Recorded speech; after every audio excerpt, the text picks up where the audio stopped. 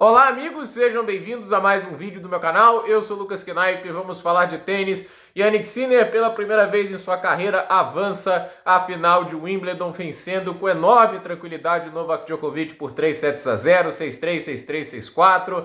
Uma partida que, assim, eu tinha expectativas altas, mas não durou nem ao tempo de fecharem o teto retrátil e a gente tinha aquelas dúvidas, né? Se ambos iam chegar 100% fisicamente. O Sinner teve problemas com o cotovelo no jogo contra o Dimitrov, enquanto o Shelton já parecia estar jogando bem e, convenhamos, assim, nem foi exigido a bater muito forte na bola contra o tenista americano.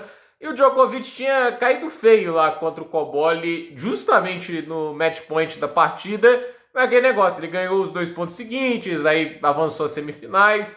A imprensa sérvia já tinha falado que não era uma situação muito boa e a gente não tinha, assim, noção do quanto que ia atrapalhar o Djokovic hoje, se ele ia voltar 100% e nitidamente não estava 100%, assim.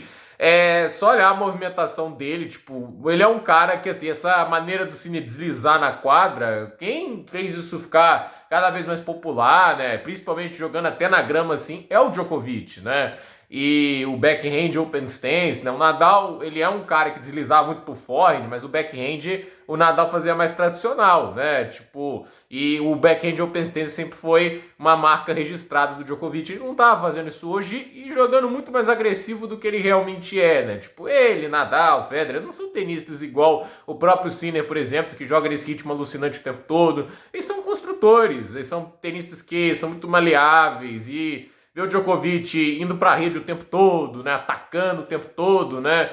É o tipo de coisa que você não vê normalmente. Ele estava fugindo das trocas longas. E nas trocas longas não tava ganhando nada, né? Tipo, teve um momento que tava 32 trocas acima, assim, das 32 trocas no fundo de quadra, né?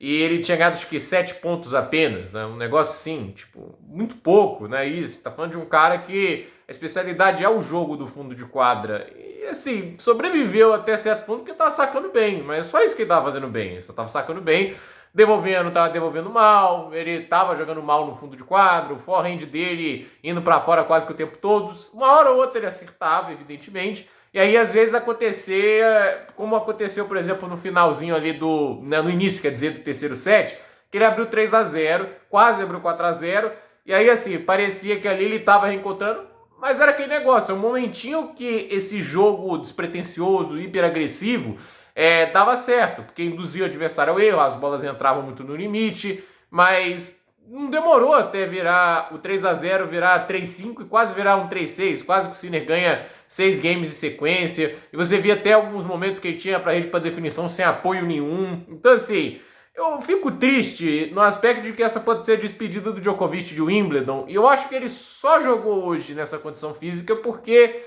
talvez seja a última vez nessa quadra, entende? Talvez seja a última vez que ele tenha a chance de enfrentar um tenista do primeiro escalão e um grande slam como o Wimbledon, que sempre foi um dos lugares mais especiais na carreira dele. Ele sempre fala isso, é o grande slam que ele mais gosta. É aí que ele, em 2011, quando foi campeão pela primeira vez, virou número 1 do mundo. Então, assim, ele tem muita história dentro de Wimbledon. Então, tentou jogar desse jeito, acho que muito mais por respeito aos torcedores que, obviamente, ali queriam ver a semifinal, obviamente uma semifinal bem melhor do que essa, mas é isso que a gente tem para hoje, né? E o Djokovic aí deixa a quadra, né? Assim, é aquele negócio, né? Você vê até o Djokovic perdendo às vezes, né? Mas quando ele tá perdendo, você vê a frustração dele. Hoje não tem frustração, não teve nada, não teve procura por conselho com os técnicos. Inclusive, quando termina o segundo set, falando, não falem nada, apenas assistem. Isso que o Djokovic estava falando, então, eu não queria que esse fosse a última vez que vemos o Djokovic em Wimbledon, mas existe essa grande possibilidade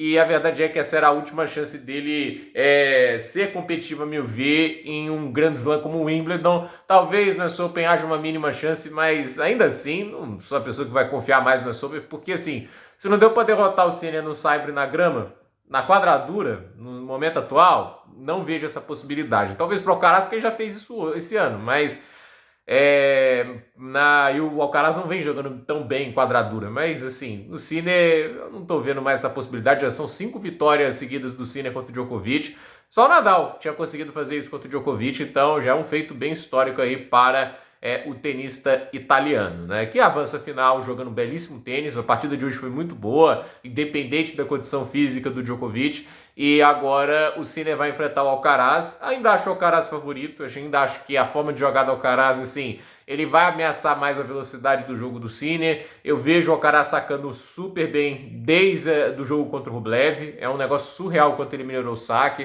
Porque assim, antes disso, nos jogos contra o Fognini, o Tarvet e o Struff, ele estava sacando mal. Agora ele tá sacando muito bem. E o Alcaraz, assim, tá jogando muito bem no fundo de quadra, tá mostrando muita cabeça nos pontos decisivos e vai exigir muito mais da solidez do Sinner, da precisão dos ataques do que o Djokovic de hoje. Então, acho que ainda vejo o Alcaraz favorito conseguir um tricampeonato, mas ao mesmo tempo o Sinner tem que fazer o jogo dele valer. Ele joga na velocidade mais alta do que todos os oponentes. Assim, eu não acho que ele saca tão bem quanto o Fritz. Acho que o Fritz saca melhor. Mas, de qualquer jeito, ele faz as outras coisas melhores em quadra, se movimenta melhor, voleia muito melhor também.